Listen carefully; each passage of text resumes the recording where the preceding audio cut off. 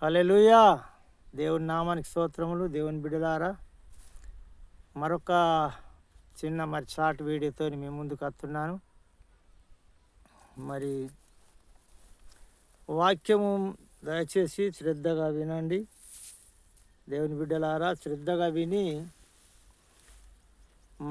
సంపూర్ణంగా మరి అర్థం చేసుకొని గ్రహించగలరని నేను కోరుచున్నాను.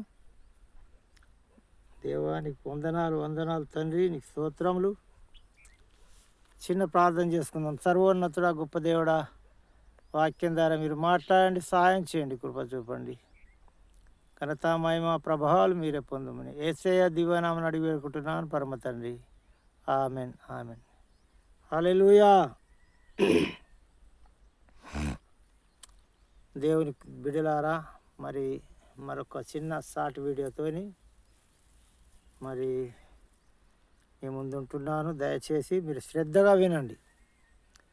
ఎందుకంటే ఏదైనా శ్రద్ధగా వింటేనే అర్థమవుతుంది. మరి దేవుని కృపచేత, దేవుని జ్ఞానాన్ని బట్టి, మరి దేవుడిచ్చిన జ్ఞానాన్ని బట్టి, నా తెలివి కాదు, నా జ్ఞానం కాదు దేవుని బిడ్డలారా, మరి దేవుడిచ్చిన జ్ఞానము, దేవుడిచ్చిన తెలివితోనే, మరి దేవుడు చెప్పినట్టుగానే ఏది యూట్యూబ్లో పెట్టమని దేవుడు మాట్లాడితే అది మాత్రమే పెడుతున్నాను. రాత్రి నాకు మరి 32వ కీర్తన మొదటి 2-3 వచనాలతోని మరి యూట్యూబ్లో పెట్టమని నాతో మాట్లాడాడు. మరి 32వ కీర్తన అని స్వరం వినబడ్డాయి నాకు. ఆ స్వరం వినబడుట వలన మరి తండ్రి మరి నన్ను హెచ్చరిస్తున్నాడు, మరి ముందుకు నడవమంటున్నాడు. ఆగిపోయినట్టుంటే అని నేను అర్థం చేసుకున్నాను. మరి దేవుని బిడ్డలారా, మీరు ఏ ప్రసంగము విన్నా కానీ, నేను పెట్టిన ప్రసంగాలే కానీ, పెట్టబోయే ప్రసంగాలే కానీ, ఏ ప్రసంగం విన్నా కానీ మీకు దేవుని కృప వల్ల ఆత్మీయ అర్థం ఉంటుంది. మీరు ఎప్పుడు వినని, మీకు ఊహకందని మర్మములు కూడా కొన్ని ఉంటాయి. మీరు గ్రహించండి. మరి దేవుని ఉద్దేశములు నెరవేర్చడానికి నేను ముందుకు నడుస్తున్నాను, దేవుని చిత్తాన్ని. అందుకొరకు దేవుడే నాకు బయలుపరుస్తున్నాడు. ఏ వాక్యము బోధించాలా, ఏ వాక్యము మరి యూట్యూబ్లో పెట్టాలనేది నాకు సంఘం లేవు. దేవుని బిడ్డలారా, మరి నేను నాకున్న దేవుడిచ్చిన జ్ఞానమును బట్టి ఎన్ని అయితే ప్రసంగాలు ఉన్నాయో అవన్నీ కూడా యూట్యూబ్లో పెట్టాలని నేను ఆశిస్తున్నాను. నాకు కొన్ని సమస్యలు, బాధలు, పోరాటాలు ఉన్నాయి దేవునిలో ముందుకు నడవటానికి అడ్డంగా. కాబట్టి అవన్నీ కూడా దూరం ఉన్నట్టు మీరు ప్రార్థన చేయండి. మరి ఇప్పుడు మనం వాక్యము చదువుకుందాము. తన 32వ అధ్యాయము. తన అతిక్రమములకు పరిహారము నొందినవాడు, తన పాపమునకు ప్రాయశ్చిత్తం నొందినవాడు ధన్యుడు అని ఇక్కడ రాయబడి ఉన్నది. యెహోవా చేత నిర్దోషి అని ఎంచబడినవాడు ధన్యుడు. అక్కడ 2వ వచనంలో ఉన్నది. యెహోవా చేత నిర్దోషి అని ఎంచబడినవాడు ధన్యుడు. ఆత్మలో కపటము లేనివాడు ధన్యుడు. హల్లెలూయా. ఆత్మలో కపటం లేనివాడు ధన్యుడు. తన పాపమునకు, అతిక్రమములకు ప్రాయచిత్తము నొందినవాడు ధన్యుడు అని ఇక్కడ రాయబడి ఉన్నది. తన పాపమునకు ప్రాయచిత్తము నొందినవాడు ధన్యుడు, తన అతిక్రమములకు పరిహారము నొందినవాడు ధన్యుడు. హల్లెలూయా. మరి మాటలు నేను చెప్పాలని అనుకోలే. దేవుడు మరి నాతో మాట్లాడిన మాటలు ఎప్పుడే కానీ మన తప్పులను మనము గ్రహించము. మనం చేసే తప్పుడు మాటలే కావచ్చు, లేకుంటే చూపులే కావచ్చు, ఆలోచనలే కావచ్చు, మరి మనలో ఎన్ని రకాలుగా మరి ఇంకా కొంతమందికి ఈర్ష్య స్వభావం ఉంటుంది, ఓర్వలేనితనం ఉంటుంది, రకరకాలుగా ఉంటాయి. ప్రతి మానవుని లోపల కొన్ని గుణాలు మార్చుకోరు. ఉంటాయి కానీ భక్తి చేస్తారు, పాటలు పాడతారు, వాక్యం చెప్తారు, వాక్యం వింటారు, అన్నీ చేస్తారు. కానీ కొన్ని మాత్రము మార్చుకొనని వారు చాలామంది ఉంటారు. హల్లెలూయా! కొన్ని తన ఉద్దేశములు, ఆలోచనలు ఇది దేవునికి వ్యతిరేకమైనది, విరోధమైనది. మరి మనుషులకు తెలియకున్నా దేవునికైతే తెలుస్తుంది కదా. మరి దీన్ని నేను మార్చుకోవాలా, సరి చేసుకోవాలా అనే ఆలోచన మరి చాలామందికి ఉండదు దేవుని బిడ్డలారా. మరి కీర్తన గ్రంథంలో 19వ అధ్యాయం 12వ వచనంలో ఉంటుంది ఒక మాట. తన పొరపాటును కనుగొనగలవాడేవాడు అని అక్కడ రాయబడి ఉంటుంది. ఎంత మంచి మాట అది. తన పొరపాటును గలవాడేవాడు, తన పొరపాటును కనుగొనగలవాడేవాడు. తన పొరపాటును కనుగొని అతిక్రమములు దాయకుండా ఒప్పుకొని ఇడిసబెడితే దేవుడు క్షమించటానికి సిద్ధంగా ఉన్నాడు. అతిక్రమములు ఆ సామెతలు 28వ అధ్యాయము 13వ వచనంలో ఉంటుంది. తన అతిక్రమాలు ఒప్పుకొని విడిచిపెట్టువాడు మరి పాపక్షమాపణ నొంతాడట. వాటిని ఒప్పుకొని ఎవరైతే విడిచిపెడతారో దేవుడు క్షమిస్తాడట. అతిక్రమాలను దాచిపెట్టినట్టయితే వరదిల్లడు అని అక్కడ రాయబడింది. తన అతిక్రమాలను దాచిపెట్టేవాడు వరదిల్లడు, కానీ వాటిని ఒప్పుకొని విడిచిపెట్టేవాడు కనికరము పొందును అని అక్కడ రాయబడింది. హల్లెలూయా! కాబట్టి మనం ఎంత భక్తి చేసినా, ఎంత నీతిగా ఉన్నా, మరి పాస్టర్లు అయితే ఎన్ని బోధలు బోధించినా, గంభీరంగా దేవుణ్ణి ఆరాధించిన, దేవుని ప్రజలు మెచ్చుకునేటట్టు ప్రజల్లో గొప్ప పేరు తెచ్చుకునేవారు చాలామంది ఉంటారు. కానీ తన పొరపాటును అర్థం చేసుకొని వాటి గురించి పశ్చాత్తాపపడి ఒప్పుకొని విడిచిపెట్టేవారు చాలామంది తక్కువ. 100కి కనీసం 10-20 మంది ఉన్నారో లేదో చెప్తున్నా, 100కు. మరి అలాంటి గుణము ఒప్పుకొన చేత కాదు. చాలామంది ఒప్పుకోరు. లోపట ఒప్పుకున్నట్టే ఒప్పుకుంటారు, మళ్ళీ చేసేటి చేస్తారు. చేసినాకని ఒప్పుకొని లాభం లేదు. ఒప్పుకుంటే దాన్ని చెయ్యకుండా ఉన్నప్పుడే అది ఒప్పుకున్నట్టు. హల్లెలూయా! ఎప్పుడైతే ఒప్పుకుంటావో నన్ను క్షమించమని ఒప్పుకున్నప్పుడు ఇడిసబెట్టాల, ఒప్పుకొని ఇడిసబెట్టాల. ఇప్పుడు వాక్యం సామెతల్లో ఏమని ఉన్నది? తన అతిక్రమముల దాచిపెట్టువాడు వరదిల్లడు, కానీ వాటిని ఒప్పుకొని ఇడిసబెట్టువాడు కనికరము పొందును అని వాక్యం ఉన్నది. చాలామంది ఒప్పుకుంటారు కానీ మళ్ళీ ఇడిసబెట్టారు. ప్రార్థనలో ఒప్పుకుంటారు, ఇంకేమంటారు, మమ్మల్ని తప్పులు క్షమించంటారు, ఏడుతారు, గోదాడతారు, ఏమో చేస్తారు. కానీ ఇడిసబెట్టుడు అంటే చేత కాదు చాలామందికి. మళ్ళీ ఆడికి పాపం కాడిపోయే వరకంటే పానం అంతా అనేది ఉంటాయి.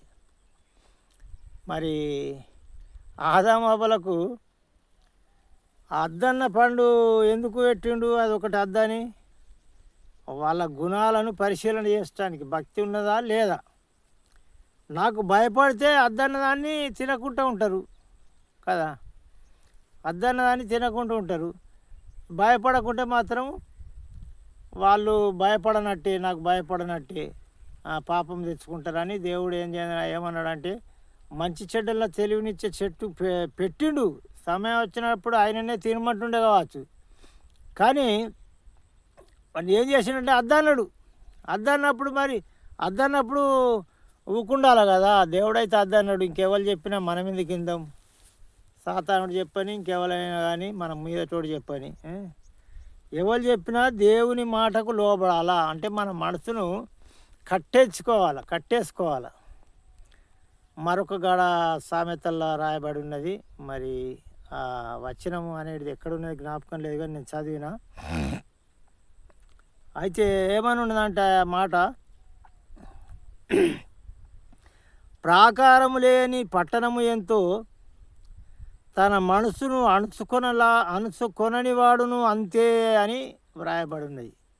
ప్రాకారం లేని పట్టణము ఎంతో, తన మనసును అణుచుకొనని వాడును అంతే అని అక్కడ రాయబడినాయి. హల్లెలూయా. దేవుని బిడ్డలారా,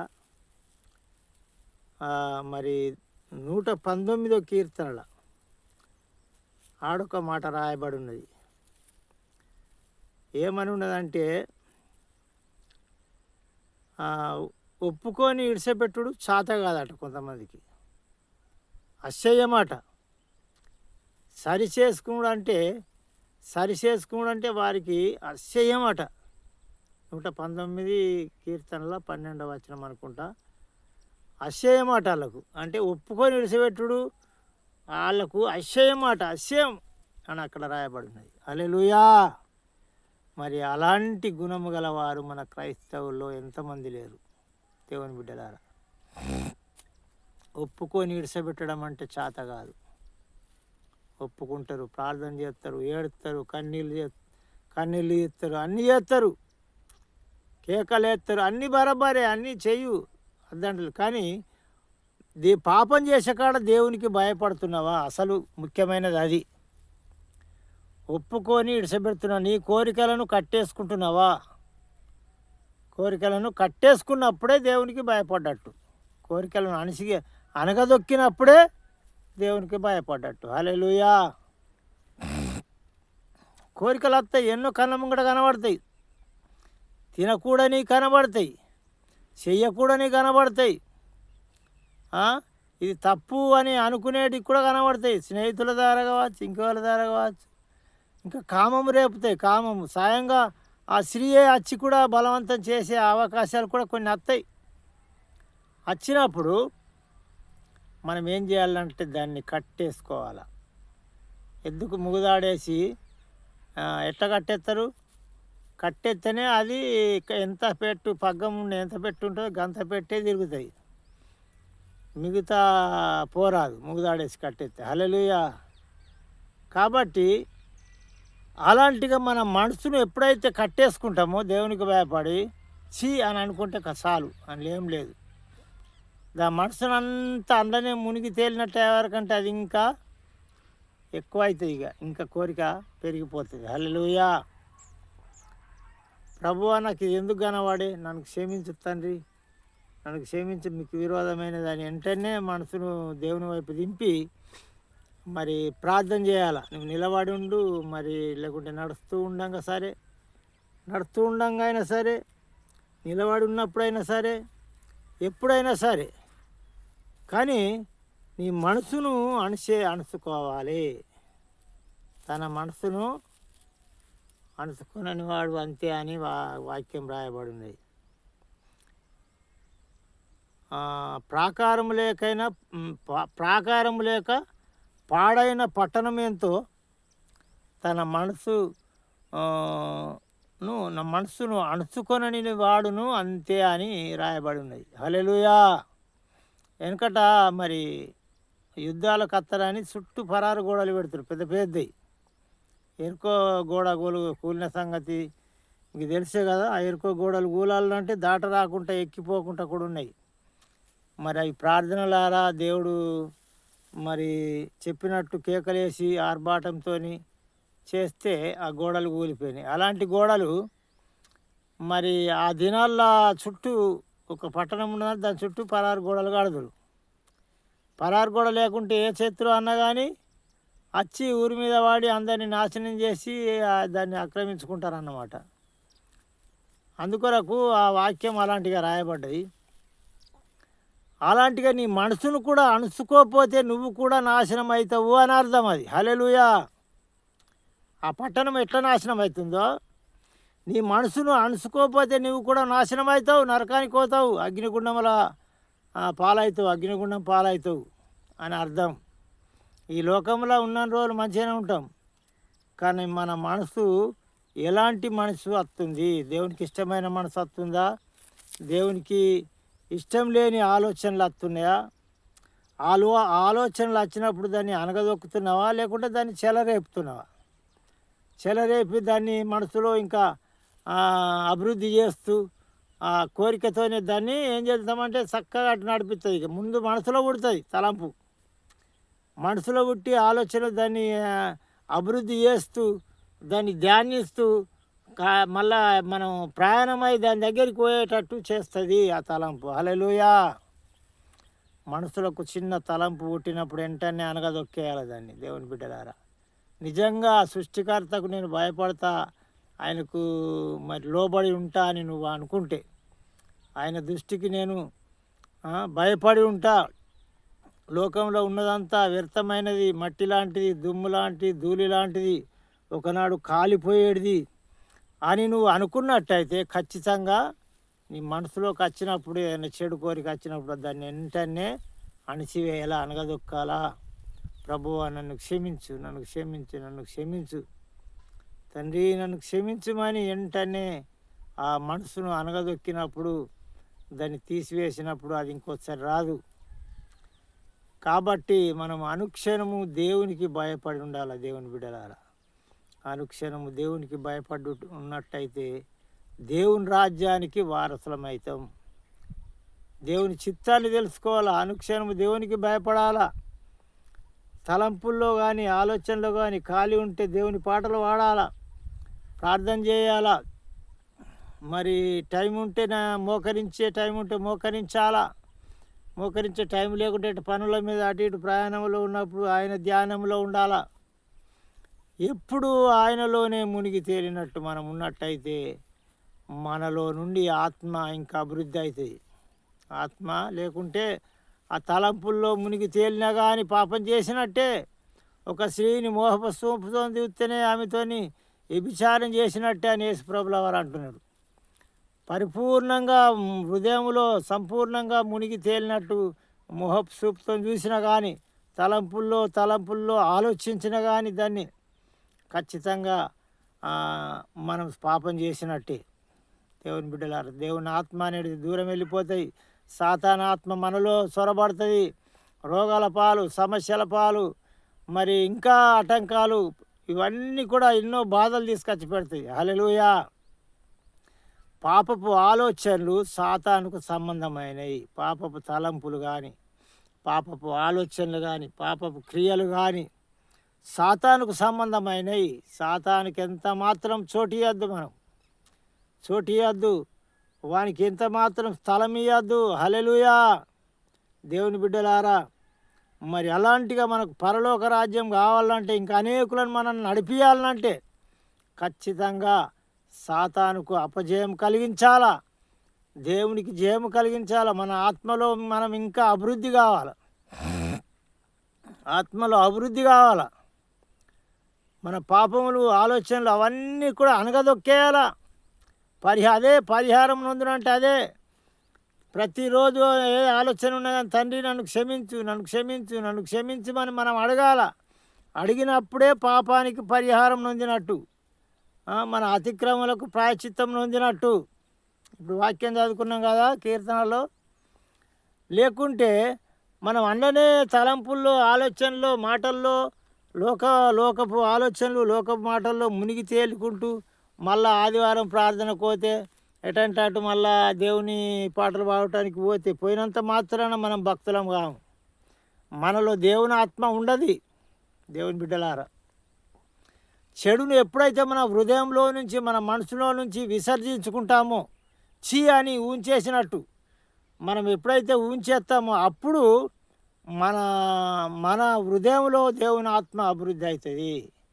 ఆత్మతోనూ సత్యంతోనూ దేవుని ఆరాధించే వలన అని దేవుని వాక్యం చెల్లిస్తుంది యోహాను సువార్త 4వ అధ్యాయంలో. కాబట్టి ఆత్మ మనలో నిండి ఉన్నప్పుడు మనం దేవుని స్తుతించినా దేవుని దగ్గరికి పోతుంది, దేవుని అడిగినా దేవుని దగ్గరికి పోతుంది. అవి పాట పాడినా ఏది చేసినా కానీ దేవుని భక్తిలో మనం అభివృద్ధి అవుతాం. దేవుని ఆత్మలో మన ఆత్మ అభివృద్ధి అవుతుంది. హల్లెలూయా. మరి ఏదో గుంపులో గోవిందం అన్నట్టు పోయి అక్కడ పాటలు పాడి ప్రార్థన చేసి చేస్తే మళ్ళీ బయటకు వచ్చినాక అవే తలంపులు, అవే ఆలోచనలు, చెడు గుణములు, లోకాశలు, లోకమాటలు ఇవన్నీ కూడా ఉన్నట్టయితే అదంతా కూడా వ్యర్థమైన భక్తే. దేవుని బిడ్డలారా, అవన్నీ కూడా సాతానుకు సంబంధమైనవి. కాబట్టి అనుక్షణము, ప్రతిరోజు, ప్రతి నిమిషము దేవుని గురించే మనము ఆలోచించాలా, దేవుని గురించే పాడాలా, దేవుని గురించే ధ్యానించాలా, దేవుని గురించే మాట్లాడాలా. అలాంటిగా మనం ఉండాలి ఉన్నన్ని రోజులు. అలాంటివి ఉండాలి కానీ లోకం వైపు ఎంత మాత్రం తిరగకూడదు. లోకపు మాటలు కానీ, ఆలోచనలు కానీ, క్రియలు కానీ. అయితే మనము చేసిన తలంపుల ద్వారా కావచ్చు, క్రియల ద్వారా కావచ్చు, చేసిన ఆ యొక్క క్రియల ద్వారా కావచ్చు, ఏదన్నా జారిపోయినాయి ఉంటే అవి మనకు క్షమింపబడాలంటే, ప్రాయశ్చిత్తం కావాలంటే, పరిహారం కావాలంటే ఏం చేయాలంటే మనం వెంటనే ఆ ఆలోచన వచ్చినప్పుడే ప్రభువా నన్ను క్షమించు, ఈ ఆలోచన నాకు రానియకు తండ్రి, మీకు విరోధమైన ఏది రానియకు, నీ మాట ప్రకారం నేను ఉంటా, నీ ఆలోచన ప్రకారం ఉంటా, నాతో మాట్లాడుము ప్రభువా, నాతో మాట్లాడుము, నీ మాట ప్రకారం నేను ఉండాలనుకుంటున్నాను, మీ చిత్త ప్రకారం నడవాలనుకుంటున్నాను, ప్రతిరోజు నన్ను నడిపి ప్రభువా అని మనం ప్రార్థన చేయాలి దేవుని బిడ్డలారా. అలాంటి ప్రార్థన చేసి ముందుకు నడిచినప్పుడు ఏందట, మనము పరిహారం పాపం విషయంలో కానీ పరిహారం నొందిన వారమవుతాం, ధన్యులమవుతాం. ఇక్కడ పాపం నిమిత్తం అట తన అతిక్రమ క్రియలను బట్టి పరిహారం నొందినవాడు, తన పాపం బట్టి ప్రాయశ్చిత్తం నొందినవాడు ధన్యుడు అని ఇక్కడ రాయబడి ఉన్నది. అంటే మనము ప్రతిరోజు కడగబడాలా. ప్రకటన గ్రంథంలో ఉన్నది ఒక మాట, శివరాధ్యాయంలో, దినదినము తన వస్త్రములను ఉదుక్కొని వాడు ధన్యుడు అని అక్కడ రాయబడి ఉన్నది. దినదినం అంటే శరీర వస్త్రములు కాదు, హృదయం అనే వస్త్రమును ఉదుక్కోవాలన్నట్ట అక్కడ దేవుడు సాయంగా చెప్తున్నాడు. ఎందుకంటే హృదయం అనే వస్త్రము మాటల్లో, చూపుల్లో, ఆలోచన బట్టి ఆ యొక్క మరకలు, దుమ్ము శరీరంలో మీదున్న అంగెట్లా దుమ్ము పడుతుందో, మైల తయారవుతుందో, అలాంటిగా మన హృదయం అనే వస్త్రం కూడా మైల తయారవుతుంది. ఆ మైలను ప్రతిరోజు శుద్ధి చేసుకోవాలి. శుద్ధి చేసుకోకపోతే ఏం చేస్తాయి, ఇప్పుడు బట్టలు కొంతమంది సరిగా ఆటోమేటిక్ వింటారు, పిండుతూ ఉంటే కాయెక్కిపోతాయి, కలర్ చేంజ్ అయిపోతాయి, గోధుమ కలర్ అయిపోతాయి. కొన్ని రోజులకు అది ఎంత సబ్బు పెట్టు, ఏమన్నా చేయు, బండకేసి 4 కొట్టినా అది మాత్రం పోదు. హల్లెలూయా. నువ్వు కొంచెం దుమ్ము పడ్డప్పుడే, ధూళి పడ్డప్పుడే వెంటనే సబ్బు పెడితే వెంటనే తెల్లగా అయిపోతాయి. ఇగో నేను దొడుకున్నాంగి లెక్క. హల్లెలూయా. నీ తాపకొక్క మచ్చ పడితే అట్టనే ఉంచుకుంటూ పోతే అదేంటి కాయెక్కుతాయి, మంచిగా పోనే పోతాయి, బందవత్త అయిపోతాయి. అయితే నీ పాపం ఎక్కువైతే అలాంటిగా మరి మన హృదయంలో ప్రతిరోజు కడుక్కోవాలా. హృదయం అనే వస్త్రాన్ని కడుక్కోవాలా ప్రార్థన ద్వారా. ప్రతిరోజు ఇది కావాలా అది కావాలని అడుగుడు కాదు, ముందు మోకరిస్తున్న ప్రభువా, ఈ దినమంతా నేను మాటల్లో, చూపుల్లో, క్రియల్లో ఏ విషయంలో తప్పిపోయినో తండ్రి నన్ను క్షమించు, నన్ను పవిత్రపరచు, నన్ను శుద్ధి చేయు, నువ్వే నడిపించు, నువ్వే నాకు దర్శనాల ద్వారా మాట్లాడు, కళ్ళ ద్వారా మాట్లాడు, నువ్వు నడిపించు, ఏదైనా తప్పిదలు ఉంటే నన్ను హెచ్చరించు, నేను సరి చేసుకుంటాను ప్రభువా అని ప్రార్థన చేయాలి. హల్లెలూయా. అలాంటిగా ప్రార్థన చేసినప్పుడు దేవుడు ప్రతిరోజు మనల్ని శుద్ధి చేస్తాడు, కడుగుతాడు. ఒకరోజు నాకు కళ చూపెట్టిండు, పరలోకంలో చుట్టూ పరారు గోడ, దాదాపు అంటే 7-8 గజాలు ఎత్తున్నాయి చుట్టూ పరారు గోడ, ఆ లోపలనే ఉన్నా. మరి యేసు ప్రభు కొంతమందిని ఎంట పెట్టుకొని తెల్లటి వస్త్రాలు వేసుకొని అక్కడ బయట నుంచి వస్తున్నాడు. బయట నుంచి వచ్చినాక నేను నా బట్టలు జర మైల పట్టున్నాయి, తెల్లగా లేవు. అయితే అక్కడ ఏమన్నాడంటే, ఈయన బట్టలు తెల్లగా లేవు, ఈయన ఎందుకు రానిచ్చారు, అటు ఎల్లగొట్టిన చెప్పిన వాళ్ళే వేరే దర్వాజా గుంటే ఎల్లగొట్టిన వాళ్ళే అక్కడ సింహం చీకటి, లోయలు, జంగలి ఉన్నది, మామూలుగా బాగా వెలుగులేదు. కొంతమంది గన్నులతో కొడుతున్నారు, సీసకమరుల లెక్క కొలిమిలు ఉన్నాయి, ఇట్లా కొడుతున్నారు, అంటే అడమోటి పనులు బాగా చేపిస్తున్నారు. అలాంటి స్థితి నాకు కనబడ్డది. అంటే అలాంటి స్థితిలో కూడా కొంతమంది సరిగా లేని వాళ్ళని అందులో కూడా వేస్తాడని నేను అనుకుంటున్నాను. ఎందుకంటే ఎప్పుడు పనే బాధలే, కష్టమే, చెమటార్పుడు. అంటే అలాంటి దాంట్లో కూడా దేవుడు వేస్తాడు కావచ్చని నేను అనుకుంటున్నా దేవుని బిడ్డలారా. అంటే నేను బట్టలు తెల్లగా లేనందున వెళ్ళగొట్టిండు, అప్పుడు నేను అర్థం చేసుకున్నా, తెలియబడ్డది. అంటే నేను ప్రతిరోజు చిన్న చిన్న విషయాల్లో సరిగా ఉంటలేనేమో, ప్రార్థన సరిగా చేస్తలేను, ఇక్కడ కొన్ని జారిపోతున్నాను అర్థం చేసుకొని అప్పటి నుంచి నేను మరి చాలా బాగుండాలని నిర్ణయించుకున్నాను. ప్రతిరోజు చిన్న విషయంలో కూడా జారిపోకుండా, మాట కూడా జారిపోకుండా కాపాడుకోవడానికి ప్రయత్నం చేస్తున్నాను నేను. దేవుని బిడ్డలారా, అలాంటిగా ప్రతి ఒక్కరు కూడా మాటల్లో, చూపుల్లో, ఆలోచనలో మరి జారిపోకుండా, వ్యర్థమైన మాటలు కూడా మాట్లాడకుండా ప్రతి విషయంలో జాగ్రత్తగా ప్రతిరోజు కూడా ఉన్నట్టయితే దేవుడు మనలో ఉంటాడు. మన హృదయం అనే అస్త్రం తెల్లగా ఉంటుంది. మనము ఇంకా ముందుకు నడతాము, అభివృద్ధి అవుతాము ఆత్మలో. హల్లెలూయా. కాబట్టి అలాంటిగా ఉందాము. కొద్ది దేవుని వాక్యము దేవుడు దీవించి ఆశీర్వదించును గాక. ఆమెన్. దేవుని బిడ్డలారా, మరి అనేకులకు షేర్ చేయండి. మరి ఈ యొక్క వాక్యాలు, అనేక ప్రసంగాలు మరి మీకు మాట్లాడి పెడుతున్నాను. మరి అనేకులు అందరి వినాలన్న ఆశ.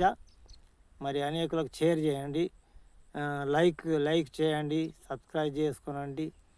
మరి ప్రతి ఒక్కరు వినాలని దేవుని ఆశ, నా ఆశ. అందుకొరకే మరి దేవుడు పెట్టమంటేనే పెడుతున్నాను. దేవుని బిడ్డలారా, దురాశ కాదు. ఎందుకంటే ప్రతి ఒక్కరు వినాల దేవుని ఆత్మీయ అర్థములు.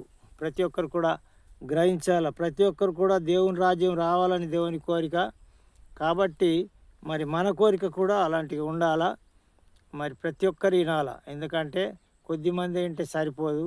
ప్రతి ఒక్కరు కూడా దేవుని రాజ్యం రావాలని దేవుని కోరిక. కాబట్టి ప్రతి ఒక్కరు కూడా క్రైస్తవులు అనేవారు మరి వినాలంటే మీరు షేర్ చేయాలా, లైక్ చేయాలా, మరి సబ్స్క్రైబ్ చేసుకోవాలా. ఇలాంటిగా జరిగించాలా. దేవుని సేవను ముందుకు నడిపిద్దాము. ఈ కొద్ది మాటలు దేవుడు దీవించును గాక. Amen, amen, amen.